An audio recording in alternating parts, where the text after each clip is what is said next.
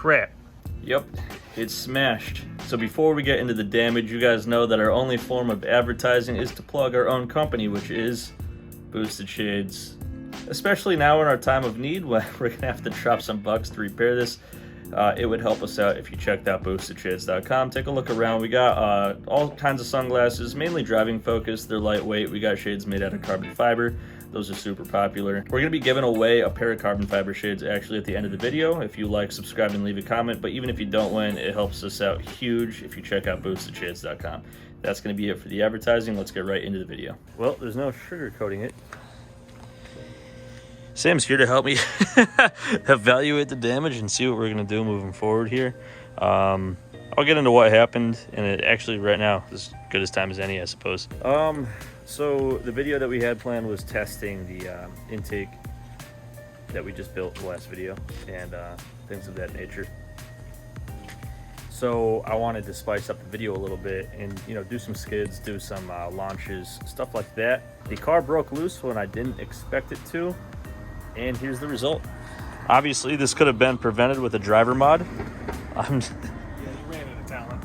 I ran out of talent. It's not the car's fault. It's mine, but as bad as it looks, the good news is that it's all of the damage is kind of limited to this corner.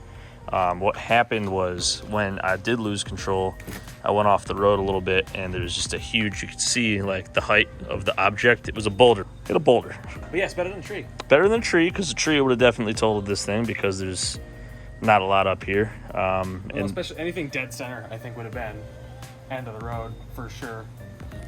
Telephone pole would have been even worse because Mexico makes you pay for those. So all right, we're gonna have to take the hood off because you'll see it's. Oh no. Yeah, it's. Oh no. Devin's like, can we repair it? Maybe. We probably could. I don't think it's. Yeah. It's not that bad actually. The actual top I would is stop still... doing the thing you're doing right now, but yeah. Yeah. All right. Well, let's take the hood off. Then we'll jack it up and take the wheel off because I'd love to see what's under there.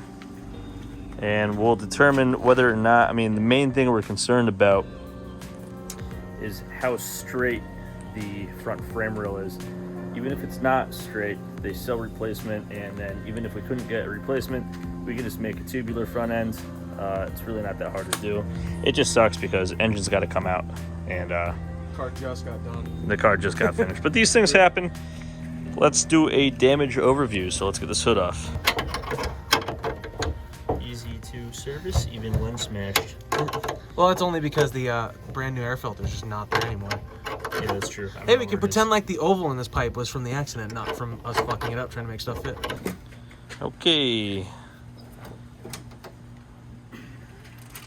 I'll just lay that down in the grass. Let's lay it down on this side down so we can. Okay, so. Oh, so this is just a separate piece that's bonded. So we could rebond. So we could probably rebond. We could probably patch this, get that realigned and repatched. Actually, yeah.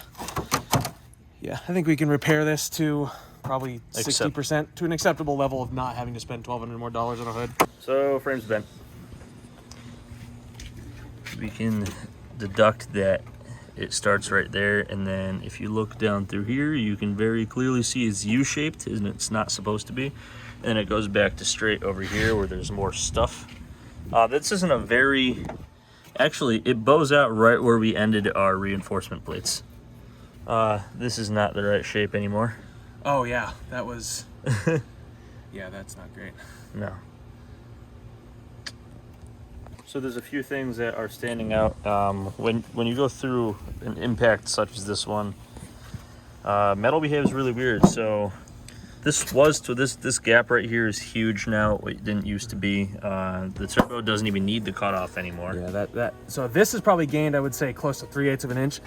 This clamp was almost touching this dent before, and now there's an easy 1/4 inch of space there. So this strut actually moved away from the center of the car. Catch cam pulled out, but it's difficult to say whether or not that was from the wheel, because the wheel was in here. Does this door still shut and open? Yeah, and as far as like the floor goes, it looks fine. It was way worse when we bought it. Yeah, I don't think the floor is affected at all. All right, let's get that wheel off and see what we're looking like under there. So this fender's about $200 to replace. You can just buy single pieces from the company that we bought it from. Bumper is going to be $300. I got a guy in LA for a fender tomorrow for $200. Honestly, if the frame rail wasn't bent, we could have this piece back together in like a week and a half. You could just leave that alone. Oh, mama. What on earth? Jesus, it's not even a circle anymore. It's a D. Oh no. Oh no. Hey, we can blame the center cap on this, Yeah, all right. and not So- the fact that was lost 3 weeks ago. Our big brake kit, intact. Excellent. That's more expensive than all these repairs are going to be combined. Every fiber of my being wants to just rip this off. Don't rip it off. Not like this matters, because I think we're going double A arm now. Because we don't know. I mean, this looks straight still. Nope. Not as bad as the frame rail, but that's dented. That's starting to buckle. Is it? Yeah, right there is a dent. And that's right in line with all that force. Oh yeah. Okay, I so would not expect that to be perfectly straight anymore. so we know actually that the shock tower is not in the same spot that it was. That made contact.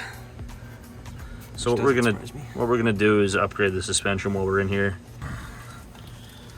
This is actually The not. fact that that's broken. Yeah. So this is not bent. What happened here was it pulled the threads out of this. Which actually, looking at this now, That did not have much engagement. didn't have enough, honestly. Yeah. And then all of this stuff is really overbuilt. This Techno toy tuning stuff. So it snapped on the Heim joint itself, as opposed to like bending. And then if we turn this way, the torsion rod, Torsion rod, I don't remember what it's called, but it didn't bend at all. And unfortunately. And because of that, I think that's what's going on here, is this kind of just hammer fisted all this stuff in and just kind of tacoed the front a little bit. Let's take a look. No, it actually doesn't look too bad. Let's take a look under the car. Okay, so here's where hecknickness starts. Behind that, still looks straight. Straight as it ever was. Which was never very straight. It was never very straight. This car was not very straight from the beginning. It's within acceptable limits to get just tuned out with an alignment. That trans cross member look bowed to you? No. That link is broken. What link? Look at the angle that's at. The end link. Oh, yeah. It's incredible how that hung on, though. Yeah, right. It's still there. It's just not loving life. So obviously this is not what we had planned. We had a spicy driving video planned, and then we had the dyno coming up. And these things happen. I chose to do the skid. I'm making my bed, and I'm eating it too, or whatever the thing is.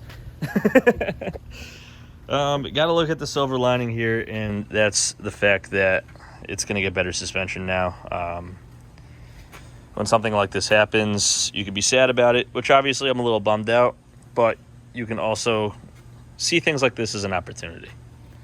Maybe not the opportunity you were asking for, but everything is an opportunity in disguise. I'm going to stop trying to get... The opportunity you deserve, but not the one you need right now. Exactly, yeah. There's a lot of things that I would prefer to happen other than this, but this is what we got. Fortunate, the rest of the car is okay. There's the expensive stuff. All the engine stuff is fine. The hood, salvageable. These like huge ass expensive brakes, those look okay. So, I mean, realistically, this is going to be rebuilt with some kind of AA arm suspension that we're going to buy on eBay. All this fiberglass. I mean, anybody who drifts cars is familiar with damage similar to this. And it's just why you would see, you know, a lot of fiberglass parts on drift cars, because they're cheap and easy when they get smashed. Might want to build a bash bar for the next time you do this. That's True. I mean, it could. The purpose of this car is to kind of thrash on and make content. So, I mean, this could happen again. Maybe we should be prepared and have like, kind of how we did. We protected on the 911, the expensive bits with this tubular bumper that everybody's not too pumped on. We could do something similar, but maybe hidden and a little bit. We could just build like a drift car style bash bar that fits behind all this crap. Yep. Just some more structure in the area to deflect as opposed to just letting everything get obliterated like it did with this. So, unfortunate update for you guys today. It was going to be an entirely different video, but like I said, this is what we got. So right now I'm on my way to LA to get a new fender. I already found one. I think it's $200, which is actually a steal. Anything Z parts these days, like every used car part on the market, every used car on the market for some reason is like ridiculously expensive. So pretty lucky to have found a fender already. All of the cosmetic stuff isn't going to be that expensive to sort out. I want to talk about what we're actually going to be doing moving forward. So the initial plan was to hit the dyno and then do, you know, like some track testing and, you know, things of that nature. And then we were going to do a version 2. This is kind of forcing our hand to do the version 2 right away instead of, you know, waiting a little bit. So I think yesterday when we were looking at the damage, we mentioned Miata suspension. Well, actually a while back, I don't know, long-time members of our channel will remember we bought like a convertible C4 Corvette. We still have that. We've never done anything with it. So I think the goal is to adapt the AA arm front suspension from the C4 Corvette while we're in there fixing the frame. Version 2 wasn't going to include Corvette suspension, but while we're going to spend all those hours doing this, we might as well also improve the suspension geometry. So when we put the car back together, it's like we got something out of it instead of spending, you know, 100 hours and then essentially walking away with the same car. New fender has been acquired. Show you this. So, don't want to try to straighten that out. This one is literally perfect. It just, you know, its paint is probably 40 years old. Perfectly straight, no dents, lots of scratches, but sanded all down to metal anyway. A little rust at the bottom, that's extremely typical. You know, this actually happened 2 days ago, so to already have a replacement fender is actually pretty fortunate because these parts are getting hard to find. So there's some long-term goals that we have with the car, and our hand is forced to just do them now. One of the things, of course, is the wheels. Heritage hooked us up with these and we're thankful for that, but we think that a 3-piece would look a little bit better on the car. The seating position, it's a little close. I'm only 5'10" and my legs barely fit. Really awkward to press the gas with how close you are to the steering wheel. The reason for that is the roll bar prevents the seat from going farther back. We're just gonna reroute this and do it better. We did that a long time ago, and we have more equipment to make this actually fit the car better. So improve the seating position. Another thing, comfort-wise, is we have all of the workings for an AC, but it's not actually hooked up, so that'll be done while we're in here. I love this shifter from Serial 9, but this company just came out with a sequential one, so that would be like a bop, bop, bop instead of the H pattern, which would be super cool. So I'm gonna reach out and, you know, see what we can do with that. Front suspension, that side is all wonky, so instead of the McPherson strut, we are gonna go AA arm from the C4 Corvette. Hopefully we can make that work. We should be able to if we're gonna chop the whole front of the car off. And then the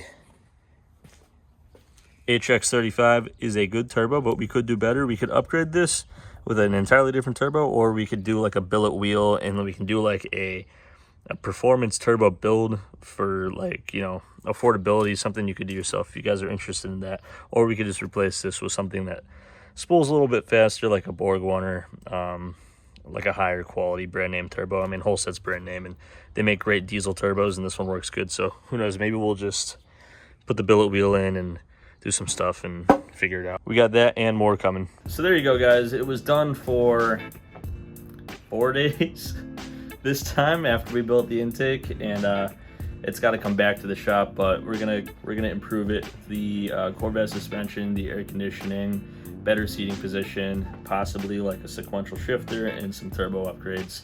So a lot more content. You gotta look at the silver lining. More content, more videos if you like this car. And if you like the diesel stuff, James is gonna be building his OM606 soon. That's got every mod you could possibly do to these engines, including a NASCAR dry sump. So there's a bunch of really stupid stuff that we're gonna try to do to it. So that'll be fun. That video series is coming up soon. But as far as this one goes, this video is done right now. We'll be bringing the car back in here soon. But all I gotta do now is pick a winner for the video giveaway. I mentioned it at the beginning of the video. We're giving away carbon fiber shades from boostedshades.com. This video's winner is Trevor Smith. So you can hit us up at teamboosted@boostedshades.com or through any of our social media platforms. We'll get back to you and ship you something. If you guys want to win, all you got to do is like, subscribe, and leave a comment on this video. You will be chosen for the giveaway next video. Comment could be anything, but we ask you guys stuff at the end of the video to get the juices flowing. Obviously, I just hit a boulder. That's pretty dumb. What's the dumbest thing you've ever done in your car, or what's the biggest mess up you've ever had? Could be just a slip of the mind, or you could have literally crashed into a boulder like me. Drop that in the comments, or comment anything you want. Like and subscribe, and you can win stuff next video. And that's going to do it for this one. Thanks for watching, guys. See you next time.